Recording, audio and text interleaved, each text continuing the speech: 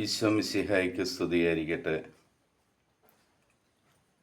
പ്രിയ സഹോദരി സഹോദരങ്ങളെ, ദൈവവചനം ശ്രവിക്കുവാനും ദൈവത്തെ ആരാധിക്കുവാനും ദൈവത്തോടൊപ്പമായിരിക്കുവാനും പുതിയൊരു പ്രഭാതം കൂടി നമുക്ക് ലഭിച്ചതിന് ദൈവത്തിന് നന്ദി പറയാം. ഇന്നത്തെ ദിവസം നിങ്ങൾക്ക് അനുഗ്രഹമായി മാറട്ടെ.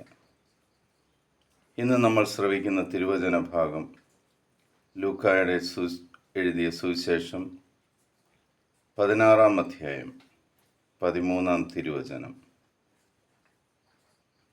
ഒരു ഭൃത്യന് 2 യജമാനന്മാരെ സേവിക്കുവാൻ സാധിക്കുകയില്ല.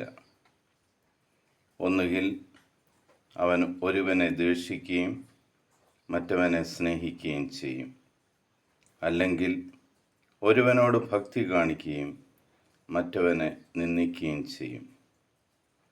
ദൈവത്തെയും ധനത്തെയും ഒന്നിച്ച് സേവിക്കുവാൻ നിങ്ങൾക്ക് സാധിക്കുകയില്ല.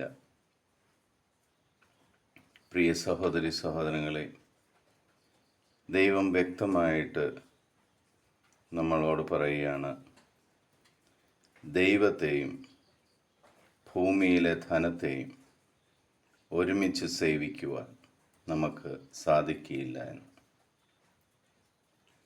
ദൈവത്തെ സേവിക്കുന്ന വഴി ദൈവം നമുക്ക് തരുന്ന പ്രതിഫലം, അത് നിങ്ങൾക്ക് സന്തോഷത്തോടെ സ്വീകരിക്കാൻ സാധിക്കും. അത് നിങ്ങൾക്ക് അനുഗ്രഹമായി മാറുവാൻ സാധിക്കും. എന്നാൽ പണത്തെ അധികമായി സ്നേഹിച്ചുകൊണ്ട് പണത്തിനു വേണ്ടി ആർത്തി പൂണ്ട് അതിൻ്റെ പിന്നാലെ ഓടുമ്പോൾ ദൈവത്തെയും പണത്തെയും നമുക്ക് ഒരുപോലെ സേവിക്കുവാൻ പറ്റില്ല.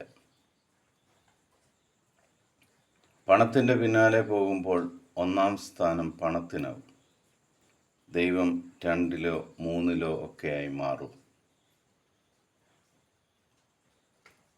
അതോടൊപ്പം തന്നെ 1-ാം പ്രമാണം നമ്മൾ തെറ്റിക്കുകയും ചെയ്യും. ആയതിനാൽ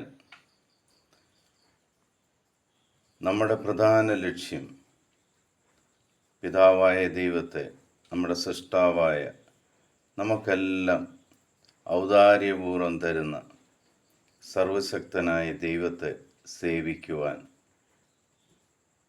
നമുക്ക് ആദ്യം തന്നെ തീരുമാനിക്കാം. ആ ദൈവത്തെ സേവിക്കുന്ന വഴി ആ ദൈവം തരുന്ന നന്മകളെ സ്വീകരിച്ചുകൊണ്ട്, ധനത്തെ സ്വീകരിച്ചുകൊണ്ട്, പ്രതിഫലത്തെ സ്വീകരിച്ച് ആ ദൈവത്തിൻ്റെ മക്കളായി നിൽക്കാം. ദൈവമെല്ലാം നിങ്ങളുടെ നന്മയ്ക്ക് വേണ്ടിയാണ് ചെയ്യുന്നതെന്ന് ആദ്യം മനസ്സിലാക്കുക. ആ ദൈവത്തെ പൂർണ്ണ ഹൃദയത്തോടും പൂർണ്ണ ആത്മാവോടും പൂർണ്ണ മനസ്സോടും പൂർണ്ണ ശക്തിയോടും കൂടി സ്നേഹിക്കുവാൻ നിങ്ങൾക്ക് കൃപയുണ്ടാകട്ടെ എന്ന് പ്രാർത്ഥിക്കുന്നു. പിതാവായ ദൈവത്തിൻ്റെയും പുത്രനായ യേശുക്രിസ്തുവിൻ്റെയും പരിശുദ്ധാത്മാവിൻ്റെയും സഹായം ദൈവത്തെ പൂർണ്ണ മനസ്സോടെ നിങ്ങൾക്ക് സേവിക്കുവാനും